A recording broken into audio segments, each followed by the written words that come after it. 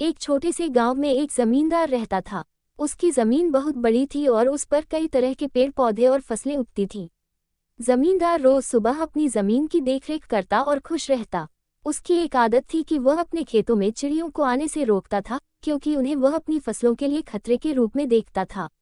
एक दिन एक चिड़िया जो एक छोटी सी झील के पास रहती थी, अपने दोस्तों के साथ खेतों के पास आई। जमींदार ने देखा और उन्हें उड़ाने के लिए गुस्से में आ गया। चिड़िया ने जमींदार से कहा, तुम अपनी जमीन पर जितना अधिकार समझते हो, उतना ही हमारा भी इस धरती पर है। हम केवल अपनी जरूरतों के लिए आते हैं, तुम्हारी फसलें हम नहीं लूटते। जमींदार ने गुस्से में आकर कहा, यह मेरी जमीन है और मैं इसे किसी को भी नुकसान पहुंचाने नहीं दूंगा। चिड़िया ने शांतिपूर्वक कहा, तुम अपनी जमीन का कितना भी ध्यान रखो, लेकिन ये याद रखो कि यह धरती सभी के लिए है, न कि सिर्फ तुम्हारे लिए। अगर तुम हमें यहाँ रहने का मौका दोगे तो हम भी इस धरती के हिस्से के रूप में अपना काम करेंगे। चिड़िया की बातों को सुनकर जमींदार को एहसास हुआ कि उसे जरूरत नहीं कि वह चिड़ियों से दुश्मनी बनाए। उसने अपना रवैया बदल लिया और चिड़ियों को शांतिपूर्वक खेतों में रहने दिया।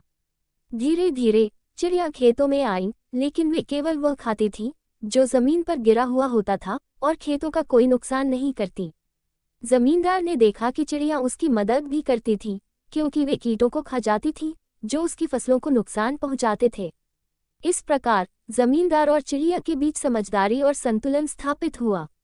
ये कहानी हमें ये सिखाती है कि सहअस्तित्व और समझदारी से हम सभी अपनी जिंदगी में सुख शांति पा सकते हैं।